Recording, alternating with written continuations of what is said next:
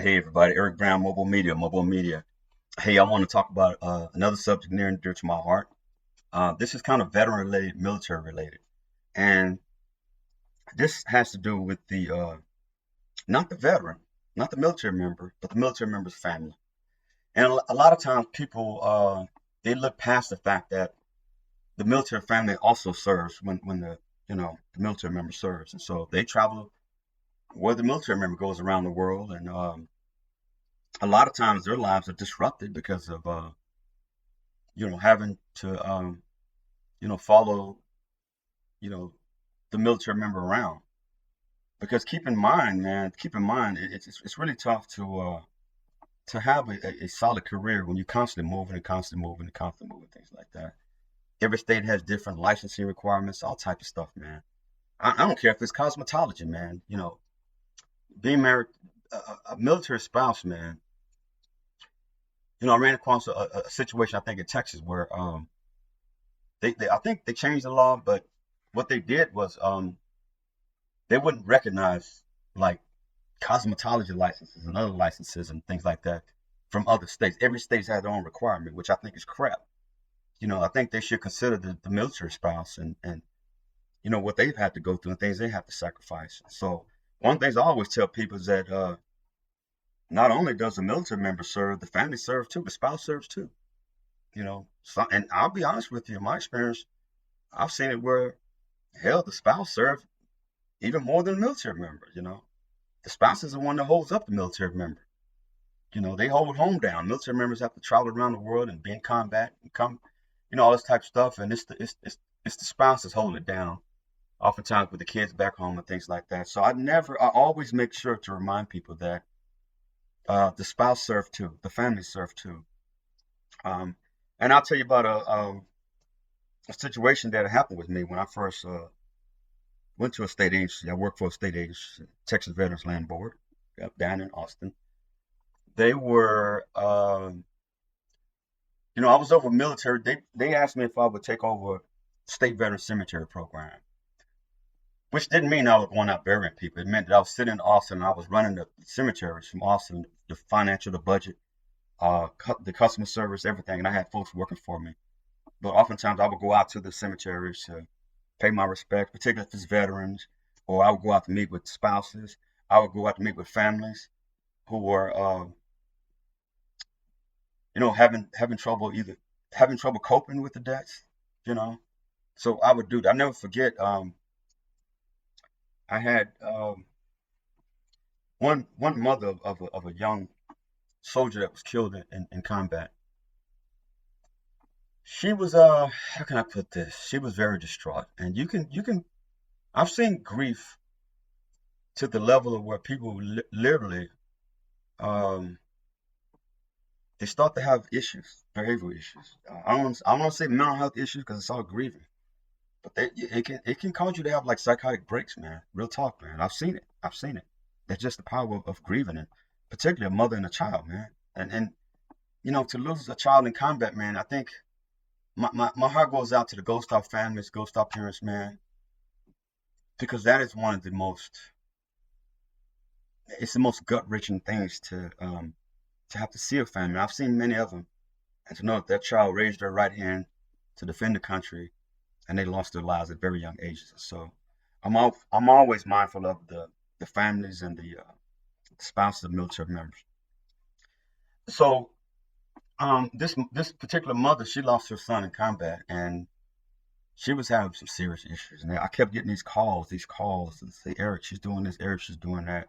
She's calling the police because she thinks that somebody's gonna try to steal her son's body, and she thinks somebody stole the flowers off his gravesite. She thinks this, she thinks that.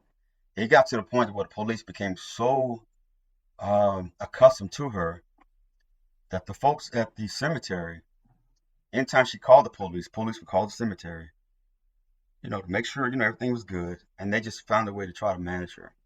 But in this particular situation, it had gotten to where no one could manage her. I mean, she was just like, man, she was going through it. So I made the decision to hop on the plane and fly down there to meet with her. And she respected me so much for doing that. I never forget I met with her in the room and it almost brought tears to my eyes, man, because she came to the room. It was just me and And then you had these damn clout chasers in there from the local city. I'm not gonna name names and say who they were, but they were clout chasers. Called themselves supporting her, but they weren't supporting her. They saw Eric Brown, the director, come out of Austin. One of the head honchos coming down there. They wanted to be in the room with the head honcho. And I ignored those folks in the room, and my focus was on her. I actually sat right in front of her and next to her. I never forget. She pulled out this little thing. It was like a pouch or something that was made out of one of his military uniforms. That had his name on it and everything. And that just, man, that tore me up. But I ended up asking her, could she take a walk with me out on the cemetery ground? So we went visit the son's gravesite. And, I won't say what the discussion was, pretty private, but I assured her that her loved one will be taken care of. Not because I'm from Austin, I'm a director, because I'm a fellow veteran. I made damn sure she understood he would be taken care of. And after that, they had no more problems, man. They had no more problems with her. She understood. She understood that there was somebody at the helm with the stick that was going to make sure her son was properly memorialized and taken care of. And I did that for all veteran spouses. And so another quick story I'll tell you, when I took over for the Cemeteries program for the state of Texas. When I took over for the state of Texas for the Cemeteries program, they were literally charging spouses to be buried with their husbands or with their spouses. Sometimes the spouse may be the military member, may be female sometimes, and the husband is the non-veteran, vice versa. But long story short, they were charging spouses to be buried with their veteran spouse. And the crazy thing about it is they were promoting themselves as, offering free burials to those who have served, which is by law, that's what they get. The federal government doesn't play those games. The federal government doesn't charge spouses. So I was wondering, why the hell is Texas charging spouses to be buried with their husbands? So what I did, I started doing research.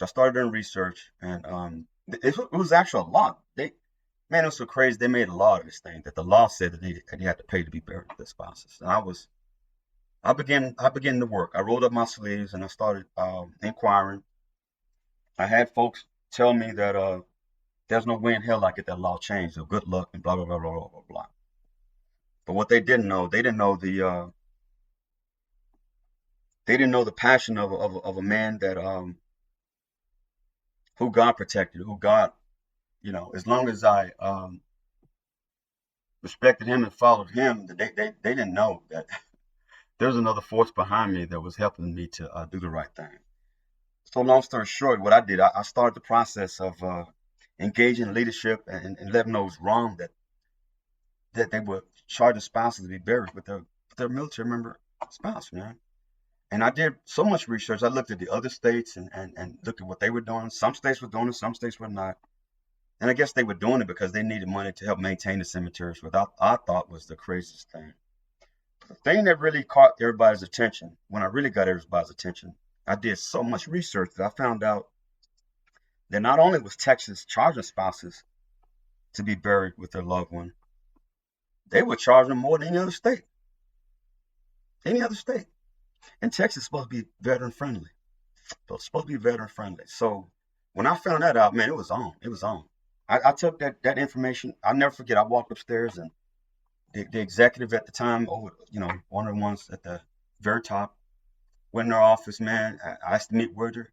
I had all these documents, man, and laid it out on the table. And I said, look at this. I said, ma'am, this is wrong. I said, I'm a veteran. You mean to tell me my wife has to pay to be buried with me? She didn't have to pay to get on the plane and fly around the world with me. So why does she have to pay to be buried with me?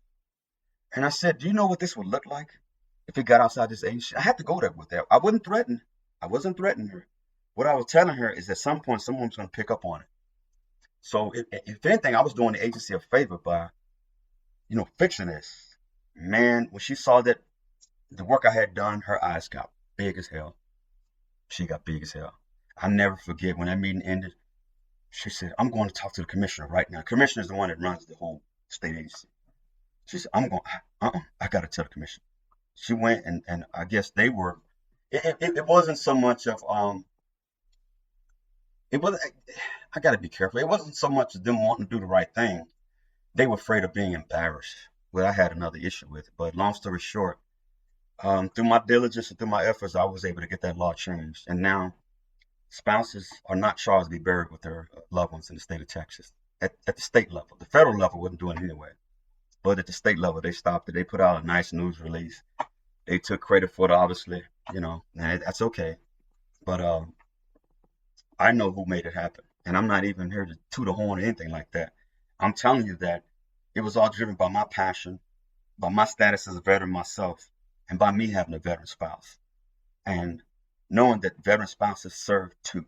It was just wrong. It was flat out wrong. And I think the amount they were charging at the time was like, it wasn't a whole lot of money, like $700 or something like that. But $700 to me and $700 to somebody else is a different $700. And so, if anything I could do to help the veteran spouse, then I would help them, because a lot of folks don't realize when veterans pass away, um, oftentimes those some of the benefits go with the veteran, and I've seen spouses go from living a middle class life, to being right below the poverty line, the poverty threshold. And one of the things that always hurt my heart when I would get the phone calls all the time from spouses whose husband or wife passed away, depending on who served, and they would all ask, "Sir, my husband passed away, and he was that's I mean, is there anything for me? Are there any more benefits for me? Because when he passed, the benefits stopped, payment stopped, and everything." And it hurt my heart to have to tell the veteran spouse that there were very little benefits for them. But I would do my best to try to bring attention to it, and I did that. So the law was changed. Um, there was a whole process you had to go through, a legal process to get it changed, lawyers involved, and it was the right thing to do. And the agency, man, they got so many kudos for that, so many kudos for that. And I can't say the commissioner did make sure that people know I had a lot to do with that. So, but obviously that's the game that's played, with things like that. He's running the agency, so it was his, he made it happen, because technically he did make it happen. I mean, he agreed to allow me to proceed with it, and I thank him for that. But at the end of the day, it's all about recognizing and understanding that the spouse also serves. The spouse also serves. So with that, I'll let y'all go. But at some point, I'll talk more about the military spouse and some of the things they've had to endure when husbands come back from combat, and they come back with all this stuff like PTSD and all this crazy stuff, and it's the wife who has to deal with this stuff. They have to deal with this stuff. They're the main source of support. So yeah, yeah. Love the veteran spouse. Hey, y'all take care. Love the military spouse. Love all spouses. Anybody that's out there that's supporting families and just trying to do the right thing, I'm right behind you, particularly in the military community. Y'all take care. This is Eric Brand, MOBO-Media. Bye-bye.